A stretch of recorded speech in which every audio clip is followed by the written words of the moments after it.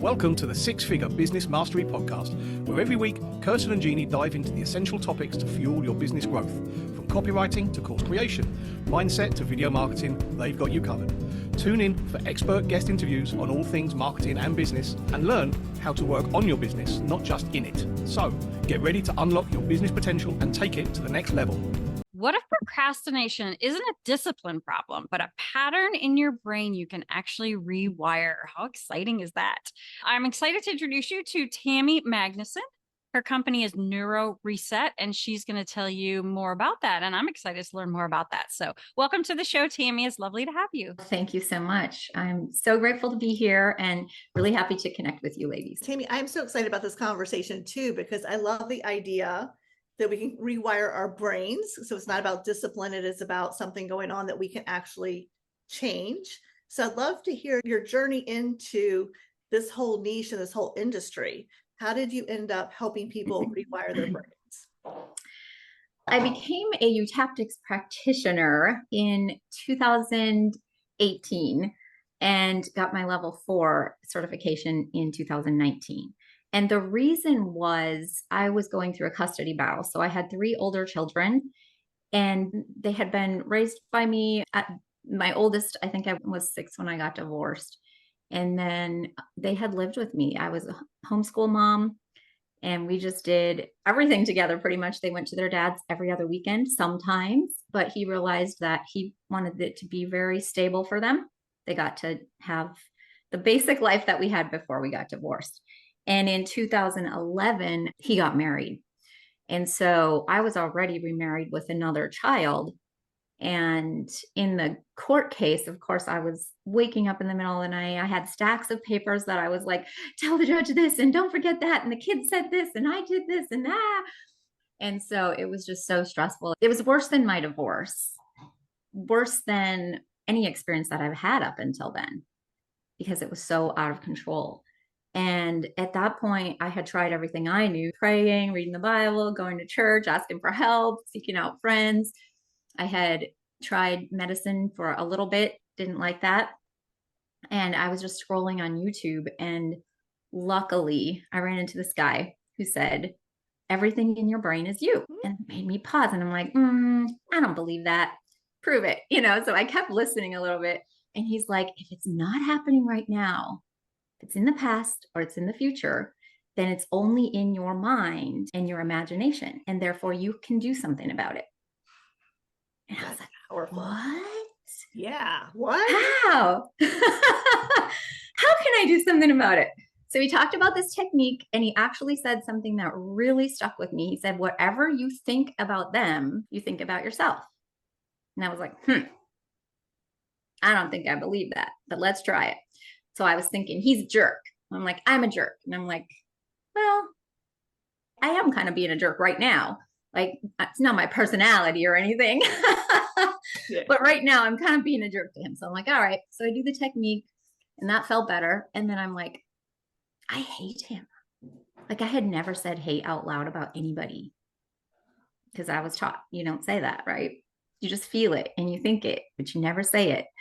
Well, the truth was I did. So I said it out loud and then I'm like, I hate myself. And I was like, yeah, I can kind of notice that if I do that hate feeling, I hate myself. So then I did the technique and let it go. And then I'm like, he's a cheater. And I'm like, there's no way you're going to ever say that about yourself. But I said, I'm a cheater. And I sat with it. And my brain said, you're cheating yourself out of peace. And by then I had enough little bit of peace that I kind of liked it. And that's a key thing. We don't really like peace, not because it's safe for us or healthy or good. We don't like it because it's not a pattern that we practice. So I thought, that's true. I am cheating myself out of peace. So I let it go. And I did this for about 2 straight hours. And everything changed. I was like, what is going on with my body? It's like my brain could finally relax and my body followed. So I had a court hearing date and I was dropping my kids off at my friends and we're talking and laughing. And she's like, Tammy, you're going to be late for court. And that's when I realized things had changed. Like I wasn't stressed out getting my packs of papers and everything. And Also, when I actually talked to the judge, I was raised in a very authoritarian household with parents. And so when I was in court, I often just shut down. It was just an instant freeze. I couldn't talk to the judge. I couldn't think of what to say. Everything was shut down. And this is all normal brain activity. So for the person that's really struggling with anxiety and depression, I want you to know your brain is working the way it's meant to. It's just that you don't know how to relax the brain so that you can control it. You can control the things that your body seems out of control about, right? The shaking, the nervousness, the sweating, the can't think, the fast breathing, just all those stresses. So I went to court and actually things turned out pretty lovely and my kids are fine, even though my brain wanted to go to all the, oh, they're never going to live a happy life. They're going to be, tainted forever and all these things that we say when we're going through stress. And I think in part it was because I was able to relax my own brain. So it happens that in 2017, so how many years later? 8 years. Well, I shared this with some of my friends and they were like, that's weird. And I'm like, oh, it is. I thought it was logical. I was like so excited that it was logical. And they're like, that doesn't sound, good or this or whatever. And I'm like, how can it not be good if it's good for me? If it works. Yeah, exactly. It doesn't make sense. How can it not be good? But I was kind of quiet about it. But then in 2017, I had an old knee injury come up. I had just bought a pony party business. So I was out taking ponies to little kids and hauling and driving and cleaning. And my knee started swelling up so huge and I was on crutches. I had surgery in 1988 and 1989. I had my ACL reconstructed. And when I went to the doctor for it, he said, there's no ACL, there's no meniscus, there's no cartilage, you're bone on bone, there's nothing we can do. I sent my MRI out to 3 different doctors. I'm like, what other options do I have? And they're like, none, because I have these big screws in my bone, so they don't have enough bone. There's like nothing they can do. So I'm like, I wonder if that stuff could work on this. I'm like, probably not. Like, this is like real. And so I hired a practitioner and she's like, well, if it can feel different when we're just talking about it, would you think that there's some emotional component? And I said, well, yeah, that's logical. If it could change by thinking about it, then there's some validity there. So she starts asking questions and then I'm like, the pain went to a 3 and then it went back to an 8 and then it kind of stayed at 8. And then if I thought about getting up, it went to a 10. And so she gave me some tools for what to do every time before I stood up, before I imagined this bad thing could happen. And we also dealt with the memory. I talked about memory reconsolidation because the subconscious is just holding everything we see, hear, feel, taste, health, cells, touch, smell, and all of our self-talk, right? Everything that's been said to us. And so the memory of that tragedy when my injury had first happened was playing in the back of my mind, but I didn't realize it. And none of us do until we become aware, oh, there's this part that's helping us breathe and blink and run all the fluids in our body and beat our hearts. And we tie our shoes, eat, talk, walk. All of this is managed because of memories. And so that makes sense to me. So we did the memory reconsolidation on my knee and it started improving. But more than that, it opened up a little corner of my brain to other options. And I know we talk about manifestation and magnetization, but things just started showing up for me. Friends reached out and told me about the MELT method. I learned about pain-free by the Gascoob method. I learned about DMSO. I learned about cabbage. Cabbage helps bring inflammation out. I was like, okay, I'm trying it all. Within 2 weeks, I was off crutches. My swelling was gone and I canceled my total knee replacement. So at that time, I was like, I don't care if this is weird. I got to go learn some more about it. So I studied for 2 years. We have to do 100 hours in different techniques for each week that we spend, each level that we spend in eutaptics. So I spent 2 years and about 400 hours of learning on top of extra learning. And here I am. My gosh, I love this. I'm like so interested in your story. I'm just like, wow. I mean, yeah, because we all have physical pain at some point from an old injury. There's always something there. And then I love your idea of the subconscious mind. It's memories telling us how to breathe. It's memories telling us to get upset if we get a certain cue, right? Or a trigger, so to speak. So Exactly. if we're working through those memories. Okay, quick pause. This episode is sponsored by our Profit Clarity Masterclass. If you've been avoiding your finances and quietly hoping it won't catch up with you, we want you to hear this. You're not failing. This is incredibly common for most business owners. Most people don't avoid money because they don't care. They avoid it because it feels heavy, confusing, or stressful. In our free live masterclass, we're going to show you a clear, more supportive way to handle your finances so your business can actually support your life. You can learn more and save your seat at lessmathmoremoney.com. We look forward to seeing you there. So I love this. Can you give us some examples of how you've worked with clients, and not names, obviously, but how maybe some of their transitions? Because I loved hearing yours. So I love to hear how you work with clients to help them have those types of transitions. So when people come to me for an emotional thing or even procrastination, like this is supposed to be about activating inner motivation and stopping procrastination, we need to figure out what is that sensation? What is the feeling? Because that's something that the body is relating to us over and over and over, just like any stress, right? It's telling you, oh, my heart is beating, and we just maybe ignore it or whatever. But what if we didn't ignore it? What if we started figuring out, where did this pattern start? So that's one of my first questions, is like, where's the first time you ever felt this? Even if it was way less of a feeling, your brain developed those neural pathways almost completely before you're 7. They're developed by the time you're 80%. So this is before you even really remember. Your brain is just firing and wiring, or it's linking and storing. If somebody says to me, let's see, like some IBS people might say, I'm allergic to potatoes, for instance. So then, well, what does that potato remind you of? Where's the first time that you had a potato? What else was going on at the time? Because it's not always about the potato. It's about what's the experience around it. That's where the brain fires an emotion to this object, potato. So if then all of a sudden they might say, oh my goodness, my mom and dad were having a terrible fight. So now the brain feels like a potato is a fight. Well, then the body is going to say, don't eat that. And we'll help you not eat it. You're going to have, a rash or an allergy or something like that. So with procrastination, what are some of the things that people experience? Right. So procrastination is typically a fear. And most of the time it's a future fear. So we're really not aware of the worry, but we call that a bad imagination. So people like to have bad imaginations because that's what we're used to when we worry. So a lot of times if you just find out like, well, what's the bad thing that can happen? They'll tell you.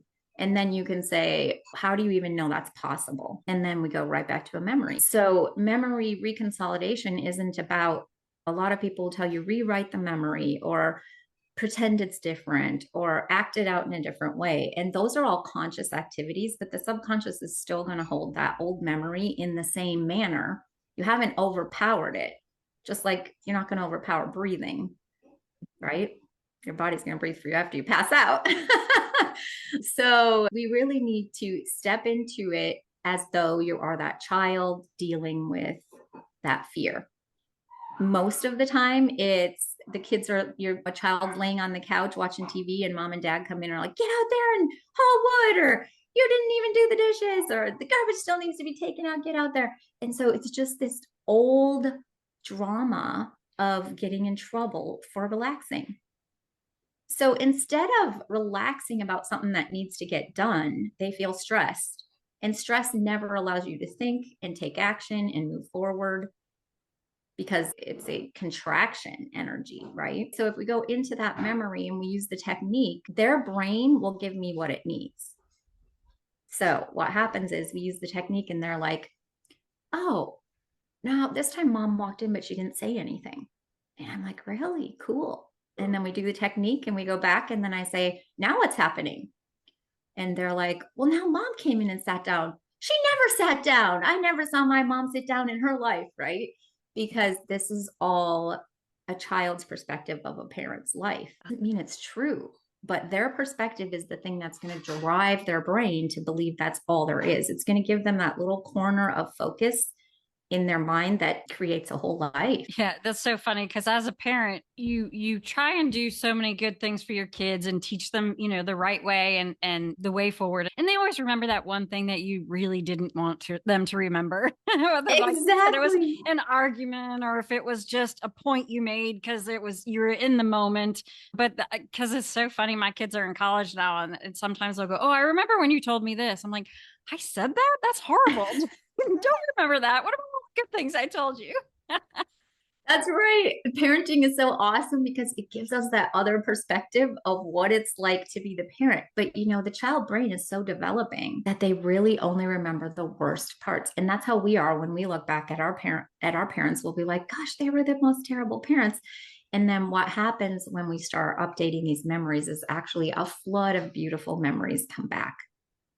I remember thinking, oh, my dad was the worst person in the world. And I had like 5 negative memories. And as soon as I cleared those up, I was like, how could I ever think that about him? I just forgot all the good stuff. So our brain is trained to forget things and also to remember things. And what we can retrain it to is remember all the beautiful things and forget the negative things. They really aren't helping us for it to not happen again. Negative things don't help us to prevent things from happening. It actually focuses us so that we see it happening more and more. And that's a pattern. I love this. So you start off with kind of what's in your brain, because what's in it is all of the memories, whether they're true or false or just the child's perspective. And then we talk about subconscious storing it. So your subconscious is just storing all this stuff, just like it's keeping us alive, whether we want it to or not. Yeah. So all those memories. I love this. And then when you reconsolidation with your memories, that's what you're working with people when they go back to the memory and they see it. How do you help them actually change it? So the technique is to do a very opposite and empowering emotion. So if a person is afraid, so we'll just say for procrastination, they're afraid to raise their rates or raise their prices. Okay. So then the fear is something in the future that, people are going to think this bad thing about them. Well, where did they learn that people could think a bad thing about them, whatever that is? Or let's make it more specific, that they'll think they're greedy. So then in the memory, where did you learn about greed? Oh, my dad never took us out to eat and he always did this, or this. So now we know what greed is like, or my dad talked about somebody, we know about greed, right? So in that memory, we need the opposite and more empowering for them, because this has to be curated to exactly what their experience is.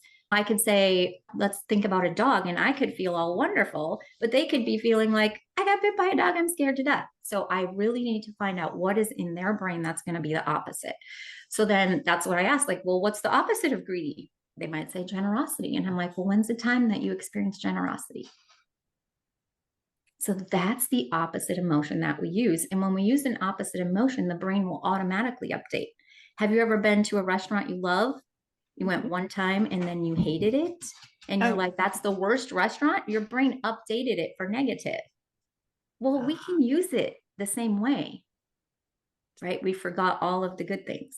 I love that. I love that. So how do you use it to activate like the motivation? Because, there are some things that we want to do, but we just can't bring ourselves to do it for whatever reason. It can be fear. It can be, oh, it's going to be too hard, or people are going to say something, or lots of different reasons. So how do we kind of turn that around? Okay, awesome. Let's go back to the greed and the generosity. So we toggle back and forth between them, and then they'll give me things. They'll be like, oh, now my dad's talking about this person giving them something, or my dad is all of a sudden like bringing us home presents or something. Their brain it'll just automatically create something as long as we have a strong enough positive emotion. Now, my belief is that all children are born innocent and they're born very naturally motivated. Have you ever seen a child want to play?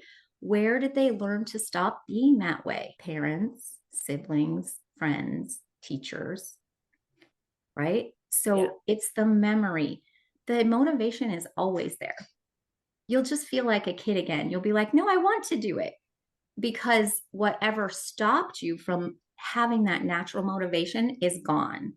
It's not a focal point. The brain isn't re-triggering it, as Kirsten so wisely said earlier, like it's just triggering. So it's already there. Just like love and peace and joy, they're all a natural part of a child's development. What stops it? That memory. Yeah, my mom always used to say, "Can we bottle that? You know, that energy that kids just have. They don't just stop. They just keep going till they finally sit and fall asleep." Exactly. It's your nature. So what has ever stopped you from having that natural energy? Sit still. Quit moving. You're not allowed to talk. You're in school. Like there's so many things that little children should never be prevented from doing, because they'll grow up and be these miserable, anxious, sad, stressed out adults. And parents don't realize that we're teaching our children by how we act, not by what we say. So true. So do you work with your clients one-on-one? Do you have programs? How do you work with people? I guess it's probably one-on-one since it's very personalized, isn't it? That's kind of the model I've had so far. I've struggled with that a little bit. How can I scale this? And someone was saying that, like, well, that's really hard to scale one-on-one. And I said, well, when you get busy enough, you just raise your rates. Like, I'm not going to stress myself out. I'm just going to be priced at a higher value. And, you know, hopefully people that really value that can do that. And other people can I can offer like free resources or things that they can access, but not my personal time as much. How many sessions does someone normally have with you to move past these types of things? They're going to see results so quickly. So I was working with this one woman who she's very creative, and she had 18 things on her list to get done. And we did this memory reconsolidation. And I wasn't really sure, because it is an experiment, right? We have got to experiment with your brain on what works for you. And then you're able to take this on and do it for yourself. I don't want to be the coach that's like, I have to have for the rest of my life. I want to teach you so that you are completely empowered. Not that you're going to know everything in your subconscious. And sometimes you'll want that little update, but I just feel that's super, like, I wouldn't give up what I can do for myself for $10 million. If someone was like, you have to go back there and be the complete victim of what's going on in your life and not have any idea how to transform yourself from the inside, I'd say that's not worth it. Right. So she had a list of 18 things. We do the memory reconsolidation. I'm like, well, let's experiment, see how it works. She comes out, she's like, oh, I got 17 things of my list done. I'm like, really? That was 1 week. So it just depends. There's so many variables. I like to have 6 months. I think that gives them not only the ability to really start seeing programs, their own programs, but they'll come to me and they'll be like, oh my goodness, I noticed my daughter had this program and I was able to help her through it. And oh, my boss said this, and I realized it wasn't about me. It was his program. And so it didn't feel, I didn't get defensive, or I didn't have this, or you know, I was on this date and all of a sudden he said this thing that usually would make me get up and leave and like put up a block and all these boundaries that I got to set to keep him away from me. And this time I was like, hey, we can be friends, but foundationally we're different. It varies, but I think 6 months is a really good way to start not only accessing like all these patterns in your brain, but redirecting them and you being able to help yourself. Yeah. That's amazing, because I think we've got a client and a friend who she helps people. For example, my ankle was bothering me. And she's like, it's not your ankle. Because I think, well, I kind of rolled it one time. And she's like, it's not your ankle. It's this muscle here in your leg. And when we started working on that muscle, holy cow, I was like, oh my gosh, it hurt. But within just a few times of doing that exercise, my ankle was no longer swollen. It was gone. Mm-hmm. And so that's one of her goals, is to really teach her clients how to do these things for themselves, which I think is so empowering. I love that you do that. And the cool thing is you'll never run out of clients, because happy, successful clients will keep telling people about you. And so you'll stay busy. And I think that's amazing. Yes. Thank you very much. Good stuff. Well, Tammy, you are obviously making some amazing things happen in the world, and helping people move forward is a gift. So I know there are people listening who are saying, oh my gosh, I need to reach out to her. Where is she? How can I get a hold of her? So what is the best way for them to reach out? So Tammy A. Magnuson on Facebook. I am typically on there the most. And obviously I get the notifications for if somebody does reach out to me. I post a lot of content that hopefully helps people as well. And that's probably the best place. Awesome. Love it. Fantastic. Well, Tammy, thank you so much for joining us today. This has been so fun and it's been so motivational. Yes, good. Yeah, it just makes you think, oh, I can be an optimist. I don't have to worry about all those things. So I have somebody like Tammy who can help me work through them. So we are grateful that you were here today and thank you for joining us. Thank you so very much. I'm very grateful to be able to share this with anybody that it's going to help. And I appreciate you both. Thanks for listening to the Six Figure Business Mastery Podcast. If you enjoyed listening to this episode and you are ready to leverage video marketing on all online platforms, or maybe even start your own video podcast, then you need to check out the Done For You and Done With You program at themarketingvaadvantage.com and take your business to the next level.